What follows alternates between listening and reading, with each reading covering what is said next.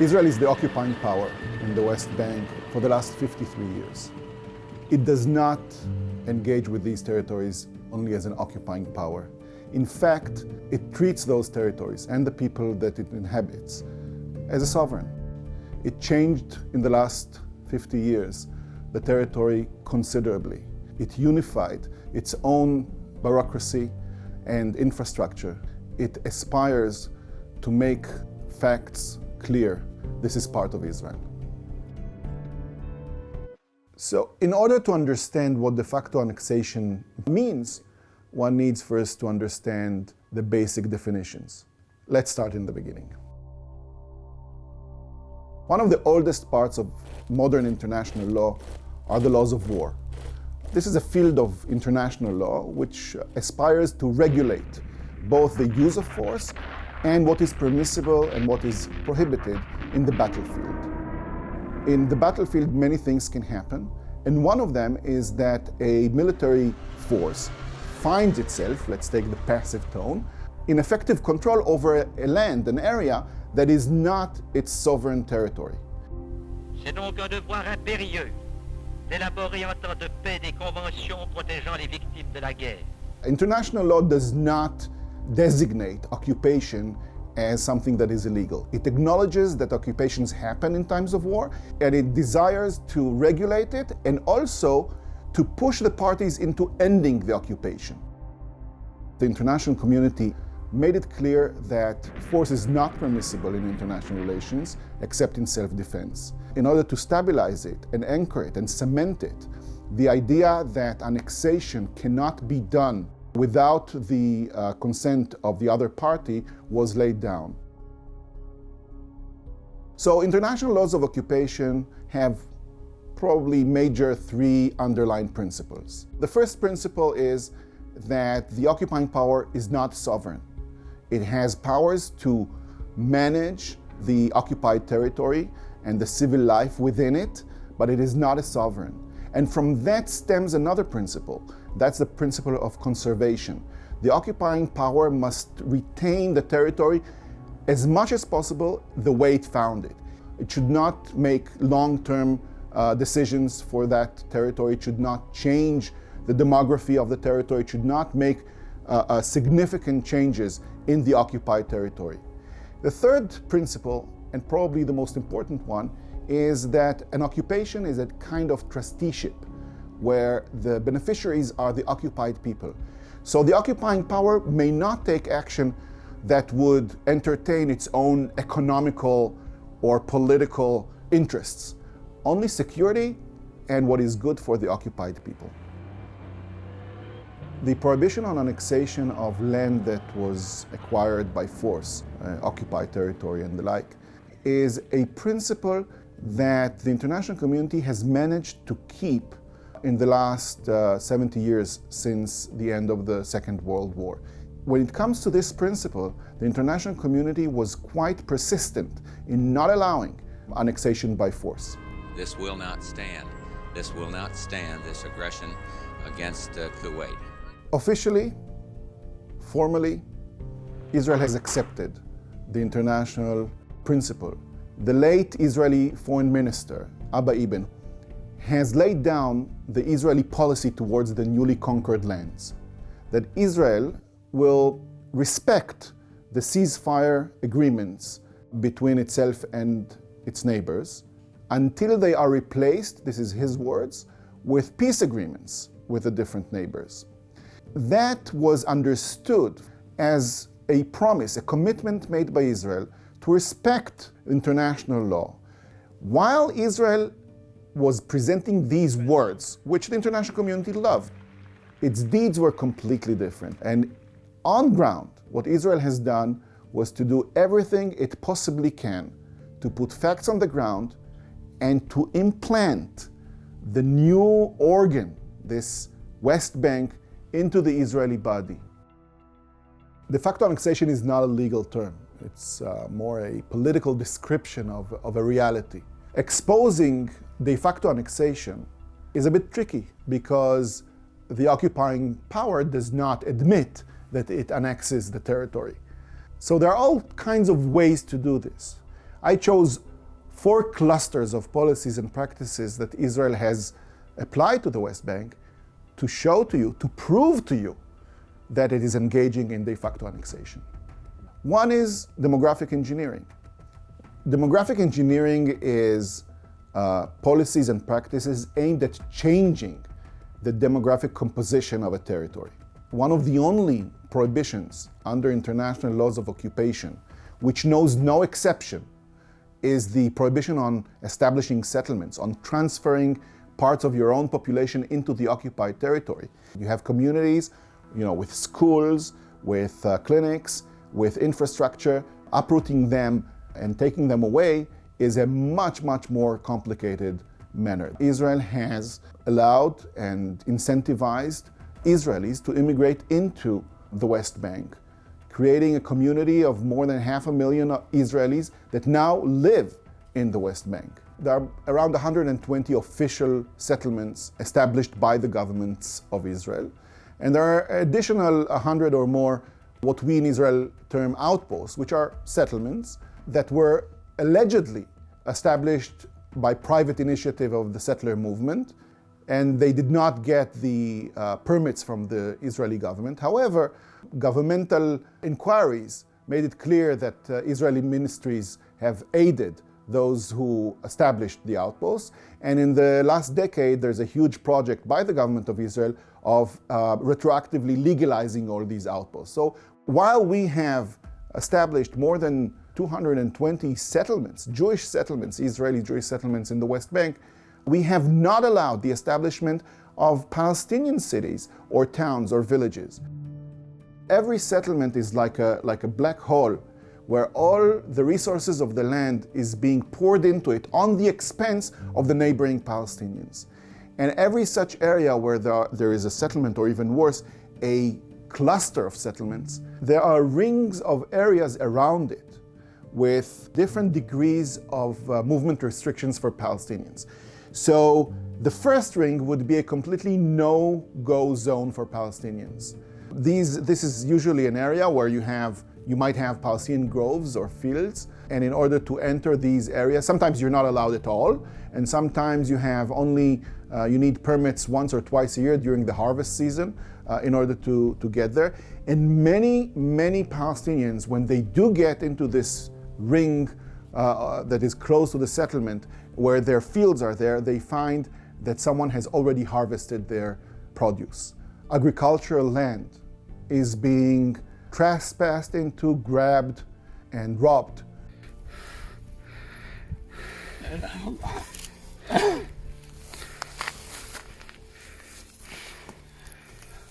أنا المزارع خالد بدر حارب الجبعة مستوطن الأمر تقطيع 300 زيتوني دي اللي أنا 20 سنة بتعب عليها 20 سنة حسبي الله عليهم حسبي الله عليهم. They are being constantly attacked by violent Israeli settlers, and the Israeli law enforcement agencies do very little and in fact do nothing about it. هاي المستوطن وين ساكن هناك والمستوطن هذا ساكن هناك. الحين من عند طريق اللي بتطيع ريحة لحد كله ممنوع علينا، مش ممنوع علينا من الجيش أو من الشرطة، ممنوع من المستوطنين. Because in a way, they do what the Israeli authorities cannot do officially, but they aim at the same strategic goal: to clear those areas from Palestinians' presence, to push the Palestinians into their urban build-up areas, and so free as much open space as possible for future Jewish settlement expansions. They are being bombarded constantly with all kinds of Israeli measures, including house demolitions of infrastructure for water and electricity. There are at least 3 areas in the West Bank, the Jordan Valley, South Mount Hebron, the Jerusalem envelope, where Israel is trying to completely erase the Palestinian presence from. اليوم تقريبا على الساعة 9 الصبح اجى الجيش والتنظيم ومعهم سيارات تتحمل وبلشوا اجوا معهم عمالها اجوا صاروا يهدوا ويحملوا بركسات الغنم وبركسات السكن. ليلة احنا هنا تحت المطر وتحت وهذا الغنم اذا فشلها إيش بتموت الصغار ولادنا. Small communities of herders are being targeted all the time by Israeli authorities, not allowing them to live peacefully and normally. Israel also has been revoking Palestinian residency for those who leave the territory for several years. A Palestinian who lives in East Jerusalem, who wants to go to America to study medicine and then work for several years, is taking a risk that he will not have the status that will allow him to come back. The Israeli government has been extremely cruel about family reunification. Many Palestinians have spouses or children or parents that live outside the West Bank and they want to unite. And in any sensible immigration policy of every country, people can bring their spouses to where they are citizens of. Palestinians are not allowed that. By all these policies and practices, Israel has been playing with the demographic composition of the West Bank, trying to curb the number of Palestinians and to enlarge as much as possible the number of Israeli Jews. In parallel to demographic engineering, the governments of Israel have deployed networks of infrastructure, roads, electricity, water pipes, sewage. All of these have been stretched over the West Bank like veins and arteries, again to implant this organ, the West Bank, in the Israeli body. And all these roads put together create one continuous space between Israel and the settlements. These roads service Israelis only. Take, for example, Road 443. If you go there, you will not see even one Palestinian car, because even if a Palestinian can reach that road, and they would need a helicopter because all the access to the road from Palestinian villages are blocked by concrete cubes, even if they reach there, they have nowhere to go with this road because it leads nowhere for them. Because we have people that are citizens of the State of Israel living in that territory, we need to service them over there. We need to supply them with means to come to Israel and go back to their homes at night. We need to provide them with education system and health system and service. Throughout the years, the Israeli governmental institutions and authorities have become intertwined in the governing of the occupied West Bank. While Israel has not applied its laws territorially on the West Bank, it did use several legal mechanisms in order to apply its laws on Israelis when they are in the West Bank. One such mechanism was that Israel has applied its administrative law, the laws that govern public institutions like the education system and the health system and things like that, on the settlements. And so creating what is termed as the enclave law, which are enclaves of Israeli administrative law within the West Bank.